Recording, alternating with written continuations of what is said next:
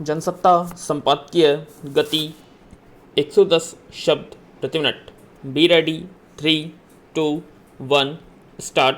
Reserve bank की मौद्रिक नीति समिति ने इस बार भी नीतिगत दरों में बदलाव नहीं कर उदार रुख का संकेत दिया है। यह लगातार छठा मौका है जब रेपो दर 4 और रिवर्स रेपो दर 3.5% पर ही रखी गई है। इस वक्त केंद्रीय बैंक के सामने बड़ी चुनौती अर्थव्यवस्था को रफ्तार देने की है, साथ ही महंगाई को भी काबू में रखना है। जाहिर है ऐसे में ज़्यादा जोखिम नहीं लिया जा सकते। महामारी की दूसरी लहर के कारण ज़्यादातर राज्यों में 1.5 महीने की बंदी से कारोबारी और औद्योगिक गतिविधियां एक बार फिर प्रभावित हुई हैं।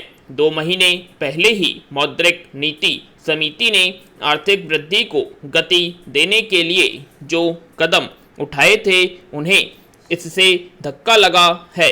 इसलिए मौद्रिक समिति को आर्थिक वृद्धि का अनुमान 10.5% से घटाकर 9.5% करना पड़ा है। ऐसे में अर्थव्यवस्था में तेजी लाना कम चुनौती भरा काम नहीं है। पैरा, इसमें कोई संदेह नहीं कि कारोबारी गतिविधियों को पटरी पर लाने के लिए कई क्षेत्रों को मदद की दरकार है। केंद्रीय बैंक ने इस जमीनी हकीकत को बूझा है। इसीलिए बैंक ने इस बार ज़्यादा ध्यान पर्यटन कारोबार और इससे जुड़े क्षेत्रों को खड़ा करने पर दिया है। रिजर्व बैंक ने उड्डयन क्षेत्र से जुड़ी बुनियादी सेवाएं देने वाले, यात्राएं आयोजित करने वाले एजेंटों, किराए पर वाहन देने वाले, आयोजन कराने वाली कंपनियों, आपूर्ति श्रृंखला से जुड़ी सेवाओं, ब्यूटी पार्लर, जिम व स्पा आदि चलाने वालों को रेपो दर पर ही 3 साल के लिए कर्ज देने का ऐलान किया है। इसके लिए केंद्रीय बैंक ने 15,000 करोड़ रुपए जारी करेगा। इसके अलावा लघु उद्योग विकास बैंक को भी 16,000 करोड़ रुपए दिए जाएंगे ताकि वह छोटे उद्योगों को कर्ज दे सके।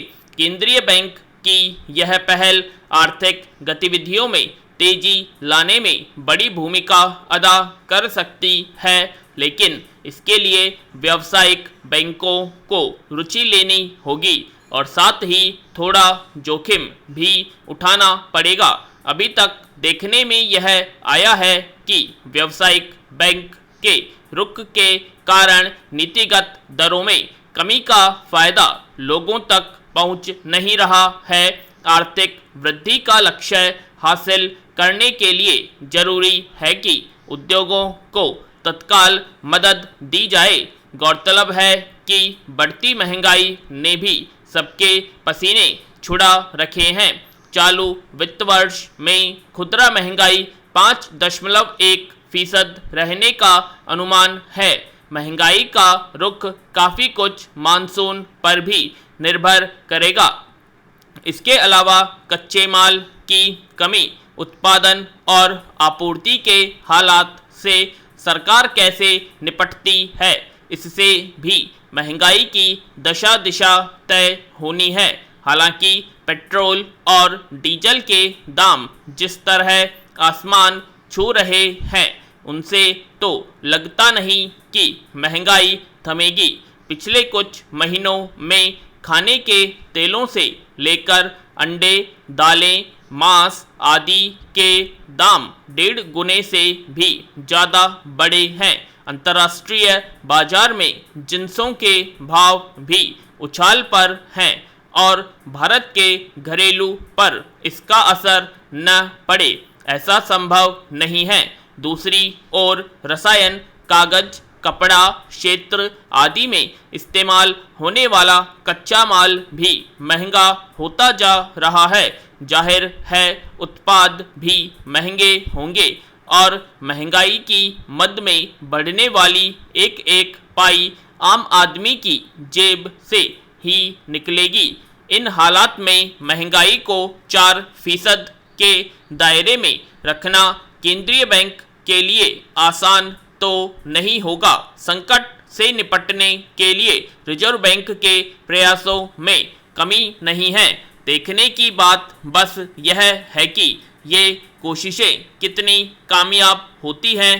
पैरा, इस बात की ज़रूरत शिद्दत से महसूस की जा रही थी कि कोरोना महामारी की चपेट में आने के बाद जिन लोगों की जान चली गई या जो अभी भी गंभीर रूप से बीमार हैं, उनके बच्चों को तत्काल मदद मुहैया कराई जाए। इसके लिए पिछले दिनों कई हलकों से आवाज़ें उठी और केंद्र सहित सरकार, अदालतों ने भी कोरोना से शिकार परिवारों के ऐसे लाचार हो गए बच्चों को लेकर सरोकार जाहिर किए। अब केंद्र सरकार ने कोरोना की वजह से बुरी तरह प्रभावित बच्चों की देखभाल और संरक्षण के लिए एक जरूरी पहल की है। महिला और बाल विकास मंत्रालय के सचिव की ओर से सभी राज्यों और केंद्र शासित प्रदेशों के मुख्य सचिवों को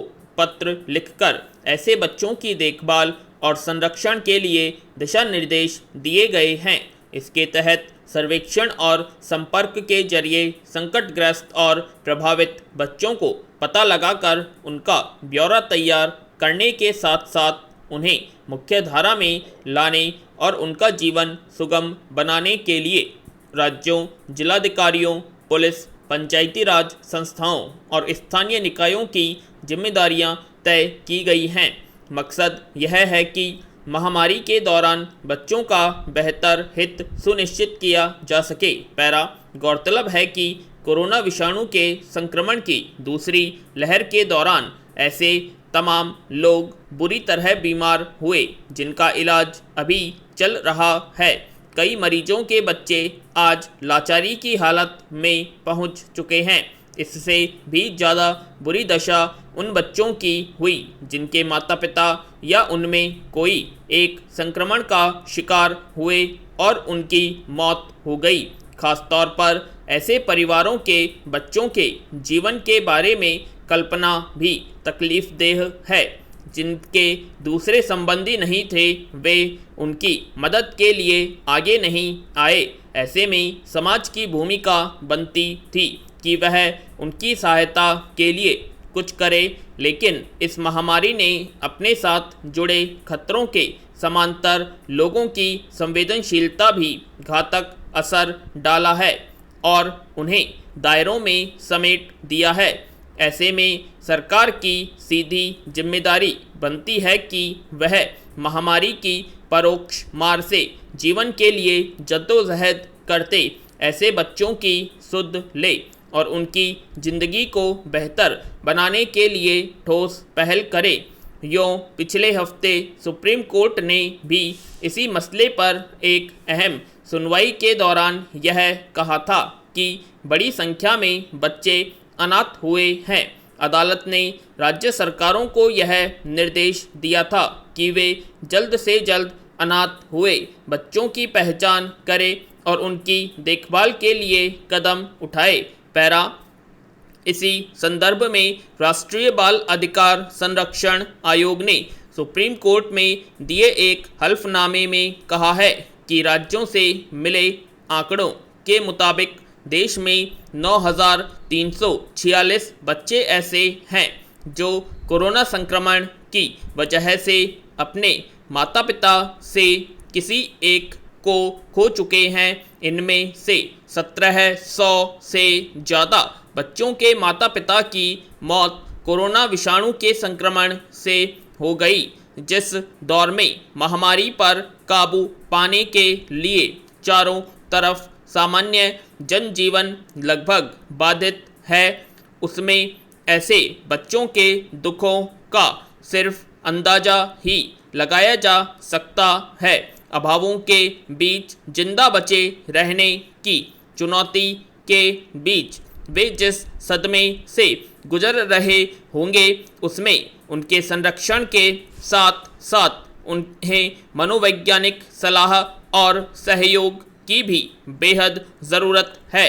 इसके अलावा मानव तस्करों के गिरोह ऐसे मौक़ों की ताक में होते हैं जब वे लाचार बच्चों को अपने जाल में फंसा सके। पूर्ण विराम।